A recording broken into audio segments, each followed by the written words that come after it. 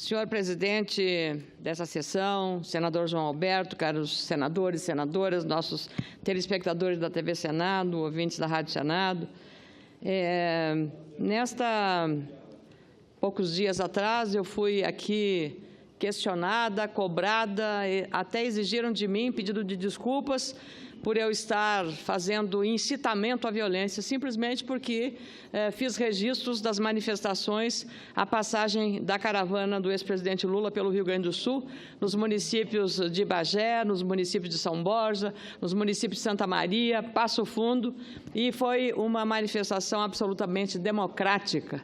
E do que se seguiu, não sou responsável, porque eu sou senadora do Rio Grande e respondo pelo Rio Grande do Sul, e os gaúchos demonstraram seu grau de civilidade e de demonstração democrática. Nesse dia de hoje, cidadãos de várias cidades brasileiras, inclusive do Rio Grande do Sul, foram impedidos de ir e vir, porque pneus foram incendiados. No sábado, jornalistas, cidadãos que passavam nas instituições ligadas ao Sindicato dos Metalúrgicos do ABC ou do Instituto Lula foram agredidos fisicamente por manifestantes que eram militantes ligados ao ex-presidente. Então, há dois pesos e duas medidas. Isto, na visão de alguns oradores naquele dia, é apenas força de expressão, mas a mim não era necessário dar uma reprimenda absolutamente equivocada e inoportuna. Então, eu venho aqui hoje porque, novamente, na Comissão de Constituição e Justiça, hoje foi levantado que a situação de que não há visitas de 9 governadores, a sede, a sala do Estado-Maior da Polícia Federal no Paraná, não pode ser convertida num comitê eleitoral ou num comitê político. A Justiça, seguindo o Estado Democrático de Direito, a lei em vigor do Brasil, o Código Penal, já determinou a prisão do ex-presidente. E a ele foi concedido, segundo a decisão da juíza Carolina Moura Lebos, que está provocando aí uma série de críticas dos aliados do ex-presidente, que estaria exacerbando, imagina não conceder o direito de todas as visitas que ele quiser, todas, inclusive o próprio diretório. Na verdade, a lei é para todos e ninguém está acima da lei. Será que a gente precisa repetir sempre, toda vez, esse mesmo mantra? A lei é igual para todos. Portanto, se há uma sentença, ela tem que ser executada igualmente para todos. E houve, sim, uma concessão de privilégios concedida pelo juiz Sérgio Moro, acatada pela juíza Carolina Moura Lebos, que descreveu: além do recolhimento em sala do Estado-Maior, não é solitária. A sala do Estado-Maior tem banheiro privativo, tem uma cama confortável, tem geladeira, tem tudo aquilo que nenhum preso comum no Brasil tem. Por quê? É uma regalia que a própria lei concede ao ex-presidente. É uma regalia. Foi autorizado, prossegue a juíza, pelo juiz a disponibilização de um aparelho de televisão para o condenado. Qual é o apenado que tem direito a um aparelho de televisão para assistir o jogo de futebol do time dele no domingo que ganhou do Palmeiras? Isto é privilégio, isto é tratamento diferenciado. Nenhum outro privilégio foi concedido, inclusive sem privilégios quanto a visitações, aplicando-se o regime geral de visitas da carceragem da Polícia Federal, a fim de não inviabilizar o adequado funcionamento da repartição pública, também não se justificando novos privilégios em relação aos demais condenados.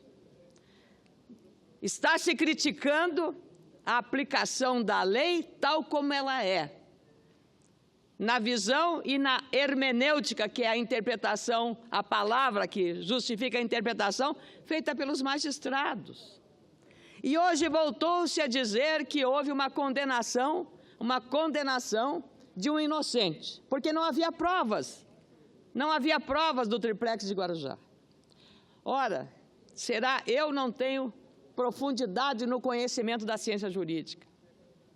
lamento profundamente, mas um cidadão comum, senador João Alberto, basta ter senso médio comum para saber que se numa instância da Justiça Federal em Curitiba, o juiz exara uma sentença com base em forte e robusta prova, consolidada prova material, documental, verbal, testemunhal, em relação a esse processo do triplex do Guarujá, se tivesse dúvida sobre, digamos, a incapacidade das provas ou a insustentabilidade das provas, teria uma outra instância, o TRF4 lá em Porto Alegre.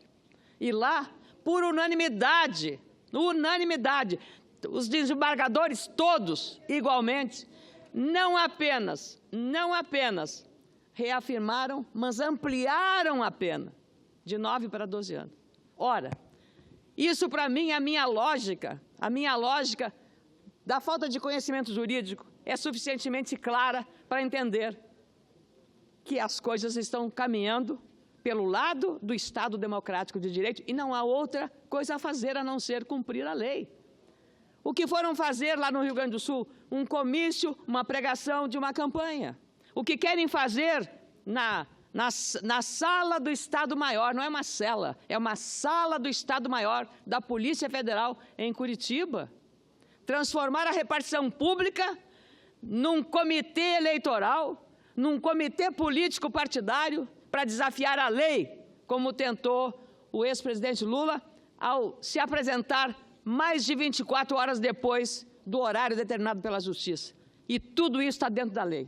Nenhuma vírgula a mais, nenhuma vírgula a menos. A lei está sendo cumprida no país e esse é o Estado que nós queremos, o Estado democrático de direito, em que a lei deve prevalecer igual e ser todos tratados de igual maneira. Então é dessa forma, o tratamento dado a ele é um tratamento completamente diferente a qualquer preso no Brasil, porque ele está na sala do Estado-Maior. Não é uma cela qualquer, é uma sala que seria um hotel eu não diria de 5 estrelas, mas um hotel de boas condições de instalação, porque é simplesmente a sala do Estado-Maior da Polícia Federal. E uma repartição pública é paga por todo cidadão brasileiro. E como repartição pública precisa funcionar nas suas competências e prerrogativas e não ser transformado também num local de pregação político-partidária. Ela tem que ali funcionar para atender o cidadão que vai recorrer à Polícia Federal em tantas demandas e responsabilidades que a Polícia Federal, que, diga-se de passagem, vem agindo republicanamente em todas as questões.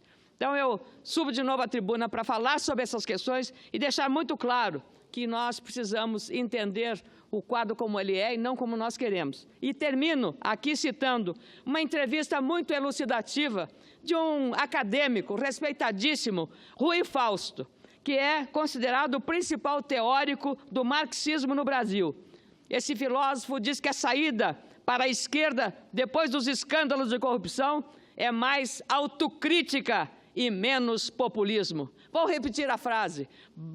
Rui Fausto diz também que a esquerda não é Lula, e mais repete, falando sobre o mesmo tema, meu caro senador João Alberto, o PT queimou a esquerda, fez coisas boas para o Brasil, mas agora sabemos sob condições terríveis. Também ele diz, estou terminando, mas os partidos vão e a esquerda fica. Não creio que o PT vá morrer, mas perderá a hegemonia.